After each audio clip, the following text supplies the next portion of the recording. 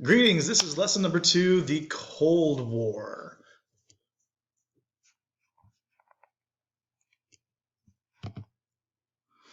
So there are 3 different posts on Google Classroom. The first is the notes we're going to talk a little bit about here, and then also you have vocabulary and questions to answer.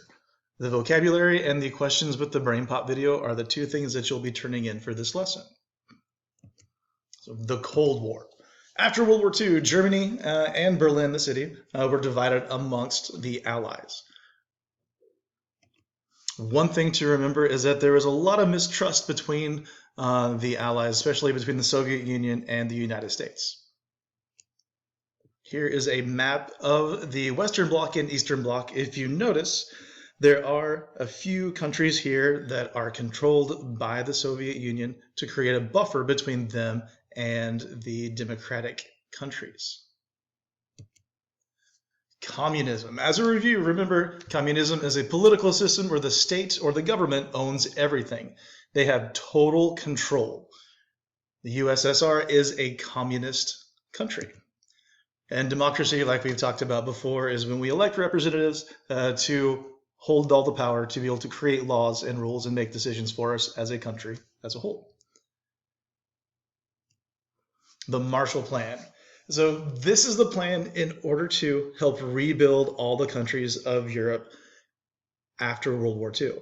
If you remember back to World War I, when we left Germany in just complete disarray, that caused a lot of problems. So in order to fight those problems, we decided that we were going to help rebuild and get their economy going.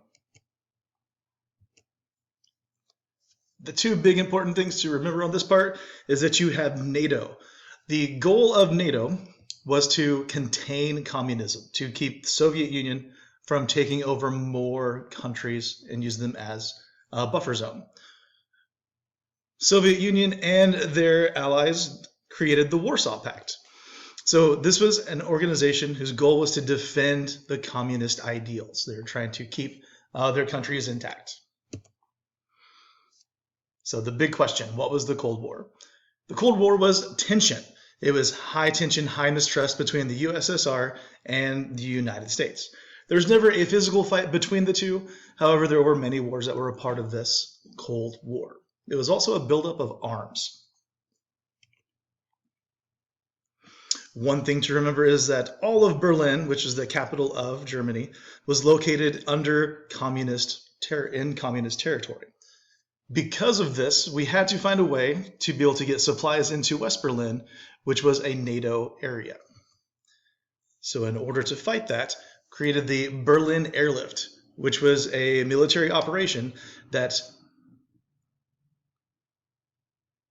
flew goods into the western part of Berlin in order to keep them supplied. Now we're going to take a quick look at the work that you will be doing.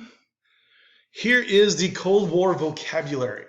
If you notice here, there are a few that are already done for you. I think about half of them are already done. The only ones that you need to do are the ones that are highlighted.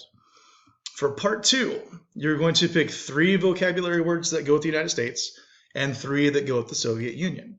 And you're going to explain how each of those words goes with that particular country. The next assignment is attached to a BrainPop video. So with this, you will be watching the video and answering the questions. There are 16 questions and also a little wrap-up activity to do at the end. If you have questions, you can email me or find me during my office hours. Thank you.